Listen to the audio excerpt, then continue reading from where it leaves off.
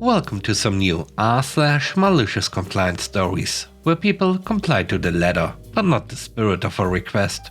I hope you had a great day. The first story is called Go Ahead, Call Them.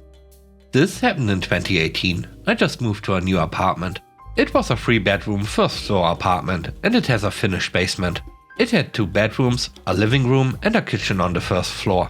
It also had a bedroom with a full bath in the basement and a bar/gaming area. It was also in a very nice area of the city. The apartment was owned by a corporation. Honestly, we loved that apartment until it kept having recurring issues in the basement. The carpet was wet from time to time. At first, the landlord would send a cleaner to come and handle it, but it keeps happening. I asked them to check and fix the issue. They did not do it.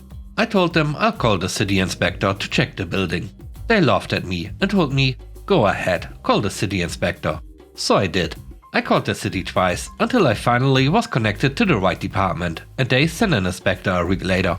The inspector found many building violations. They told me they'd contact the building owner and would come again. The next day, the owner called me and begged me to tell them what I know about the problem with the apartment. I told them that I sent complaints multiple times. They should check their record. The city inspector, the owner and the property manager came 2 weeks after that. The city inspector laid it to them. It was bad.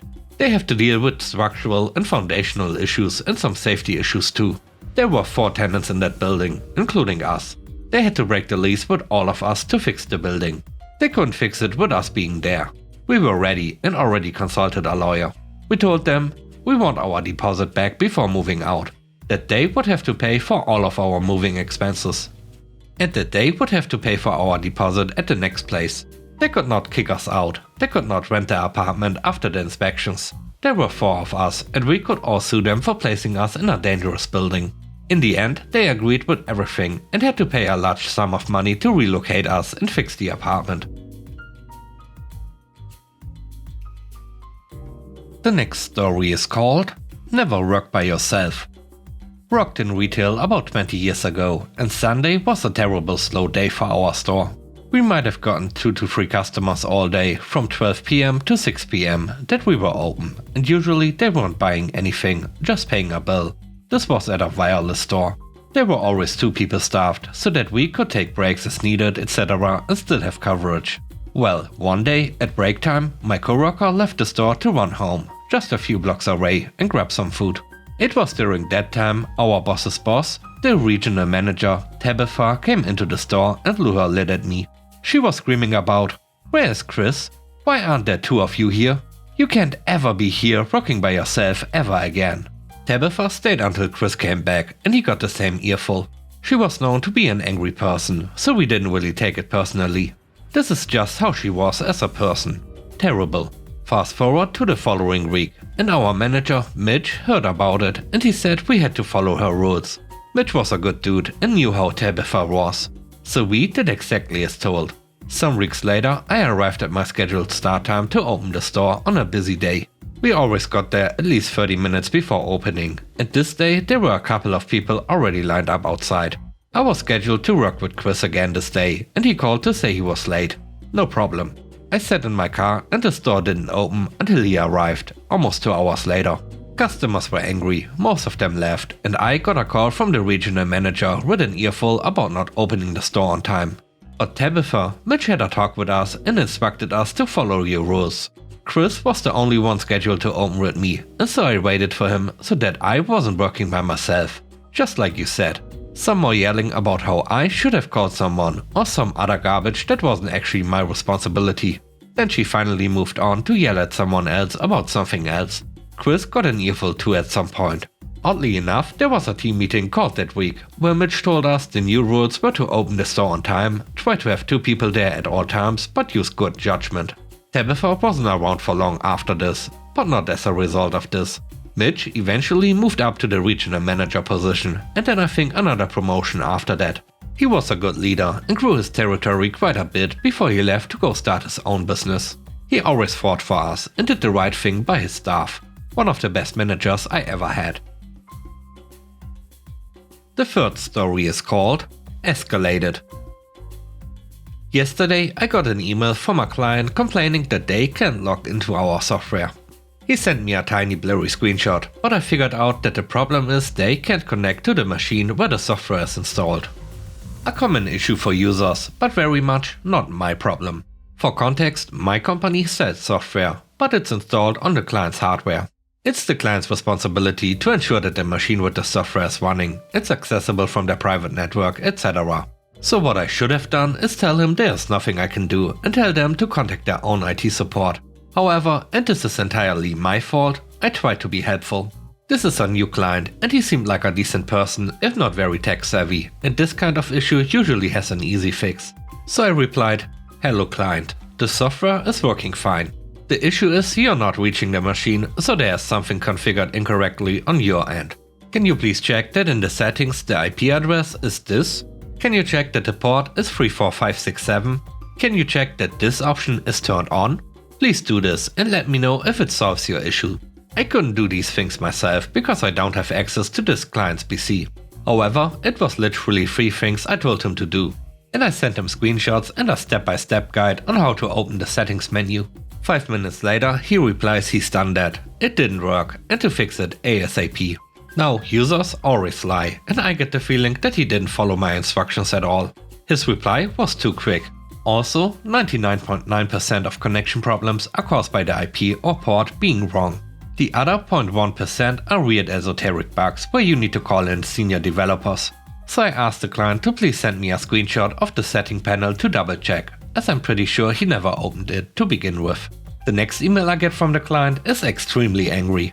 He says the settings are fine, but provided no screenshots. That this is a huge issue, because he's not able to work. And if I don't know what to do, he wants the issue escalated immediately to someone more skilled. He's also CCing my boss and my boss's boss, which set me off. Not because I'm in any trouble, my boss is great. But I'm a senior team member, and somehow my male co-workers never get people questioning whether they know what they are doing. So I do as he requested, and I escalate the matter to the highest authority, which is to say the head of client's IT. Said person is lazy and incompetent, who most likely configured something wrong and now might take a week to get around to fix it. I make sure to CC the client's boss as well. I flag it as urgent, etc. etc. I also tell the IT guy that the client already checked the settings, and so he should run this and that time-consuming diagnostic test. With some luck he will do that, once he gets around to reading my email sometime next week. Of course, I didn't bother sending the email to the general IT team address. So there's no chance that some lowly help desk person will fix the issue in a timely manner. It's been 24 hours so far, for something that could have been fixed in 10 minutes. The last story is called I Know Best. This story took place almost 11 years ago, when I just finished my apprenticeship and started working in a combined heat and power plant. It is not my compliance, but my actions indirectly led to the situation. Also, this did not happen in an English-speaking country. This was a smaller plant, with 3 boilers. One small one that would only produce hot pressurized water for district heating and 2 bigger ones. The bigger ones would instead produce super hot and pressurized steam to power a generator. Afterward, the partially cooled down water would be used for district heating. During summer, when demand for heating was low, only the small boiler would be used and no electricity would be produced. There were 2 kinds of jobs you would be assigned to. Maintenance, which had working hours from 7 to 16, or shifts with a 3 times 8 hour shift. During summertime, there was only a skeleton crew on shift time, 1 shift foreman and 1 normal worker. The rest of us would either be on maintenance or take the time off to reduce the amount of overtime we accumulate during winter. We had several people working in the office that would be ranked higher than us normal workers, but above the shift foreman were only like 3 people in the plant, one of which was the site director. He was extremely full of himself since he had a doctorate and put on a big boss act. It was to the point where I thought he was the manager of our branch and only recently learned how wrong I was. He had a bad habit of visiting the shift workers in the control center, talking to the foreman, fixing some settings for pumps and boilers and then leaving back to his office. The problem would be that he would always put the settings close to the maximum or minimum of whatever he would fix. For example, the output of the pump that pumps the heated water out of the boiler. Stuff like that. So the people working on shift had to fix his mistakes after he left so the boilers would not shut down. I had worked at the plant for almost a year, and after my 1-year contract ran out, I would leave for higher education in a completely different field. Because of that, I didn't really care about anything going on at the plant. I was on maintenance since it was summertime and got assigned to help the site director's secretary prepare a conference room for some meetings. We got to chatting about random stuff, but at some point the topic of the site director himself came up. So, is the site director always so uptight? I don't know what you mean. He is a very nice boss and everyone in the office likes to work with him. Oh, really? I never got that feeling when meeting him in the control center. Really? How come? Well, he just walks in, only talks to the foreman at best and messes with our settings, which we have to fix afterward. But nobody dares to say something to him, I guess. After that, we did not say much more, and I realized pretty quickly that I may have gotten myself into some trouble by talking so openly with her. But I was so used to not really caring that much, and during that conversation, I didn't really consider my words carefully. Well, turns out the secretary told the site director what I said. But to this day, I don't know if she mentioned my name, since I was never spoken to about this topic. The site director, however, was apparently set off. He walked into the control center the next day and did his messing with the setting. Then he forbid the foreman to revert the changes, because he knows better than anyone in this building how to run the plant. The foreman did as he was told and did not touch what the site director changed. After about 20 minutes, the plant had an emergency shutdown, because the boiler ran out of water and was about to overheat. There were no repercussions for any customers, since we had a big reservoir container at all times connected to the district heating net. This could bridge the time until the boiler could be restarted. But any emergency shutdown has to be followed up by a team from the main office downtown. Probably so they can pin the fault on someone should it come to some financial hit. The fallout that I witnessed at the time was mainly the site director being a bit of a laughingstock among us workers, and him not coming into the control center for the time I was still working there. I left a few weeks later after my contract ran out and honestly didn't think too much of it until I met an old coworker of mine, who is a shift foreman himself now. He told me that about half a year after I left, the actual branch manager had a meeting with all shift foremen. A while after that, the site director was fired, after it was discovered that he put almost all his workload on the foreman and some of the office workers. Afterward, one of the most senior shift foremen was offered some advanced training in order to take the position of site director, since they needed someone in the position that actually knows how to operate the plant, and they were doing most of his job already anyways. And with that, we end today's video. Let me know what you think about the stories. On a scale of 1 to 10, how would you rate the stories and today's video? I hope you enjoyed the video. If you did, please don't forget to subscribe and hit the like button. And I hope you have a great day. Stay safe. Bye bye.